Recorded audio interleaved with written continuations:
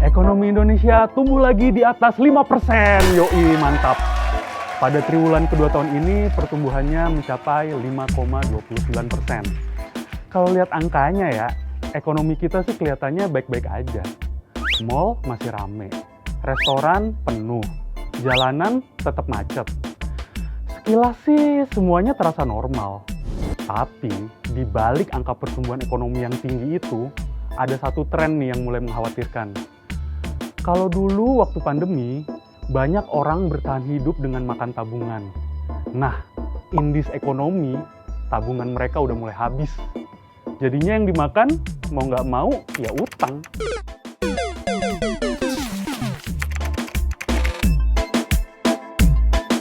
OJK dan BI mencatat nih ya, sampai Mei 2026, total pinjaman masyarakat dari pinjaman online, kartu kredit, dan paylater, itu akumulasinya udah mencapai ya sekitar 161 triliun lah.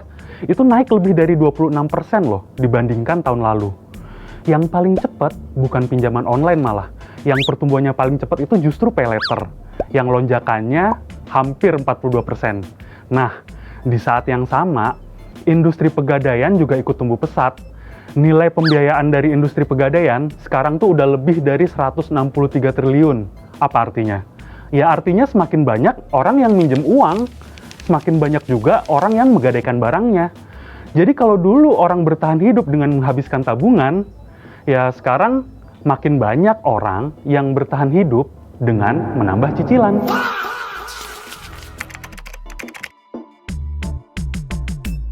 Masalahnya tuh ternyata ya bukan karena masyarakat tiba-tiba jadi lebih konsumtif. Jadi yang berubah tuh ya kondisi ekonominya. Mesin utama ekonomi kita, yaitu industri manufaktur, mulai kehilangan tenaganya. Padahal sektor inilah yang selama ini menciptakan lapangan kerja, menarik investasi, dan menghasilkan pendapatan bagi jutaan pekerja. Buktinya, sampai sekarang aja tuh kontribusinya terhadap pertumbuhan ekonomi masih paling besar. Tapi sayangnya, laju pertumbuhannya turun secara konsisten. Dari 5,04% di triwulan 1 tahun ini, sampai cuma 4,52% di triwulan 2 2026. Jadi bayangin aja, kalau mesin pencipta lapangan pekerjaan aja mulai melambat, ya pasti efeknya cepat atau lambat bakal terasa ke kantong masyarakat. Gelombang PHK mulai meningkat, orang makin sulit cari kerja. Di sisi lain, harga kebutuhan pokok kayak beras, cabai, daging ayam terus naik loh. Belum lagi bunga kredit yang masih tinggi. Sementara penghasilan nggak bertambah.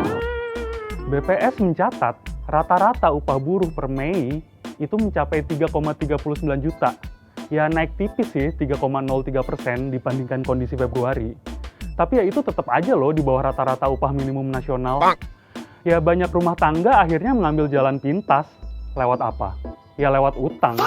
Belanja hari ini, dibayarnya kapan-kapan.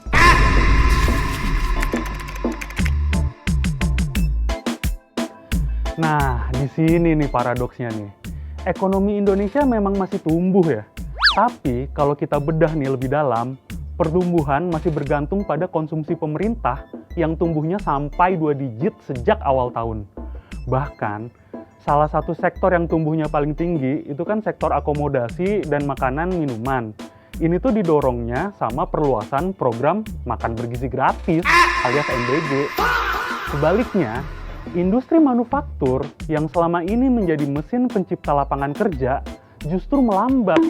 Padahal industri inilah yang harusnya bisa tumbuh konsisten, menghasilkan pekerjaan, menaikkan pendapatan, lalu mendorong konsumsi masyarakat secara sehat.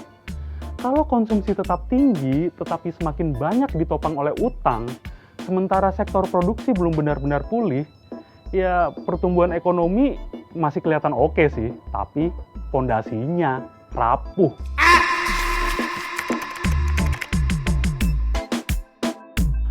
Bukan berarti semua utang itu buruk ya.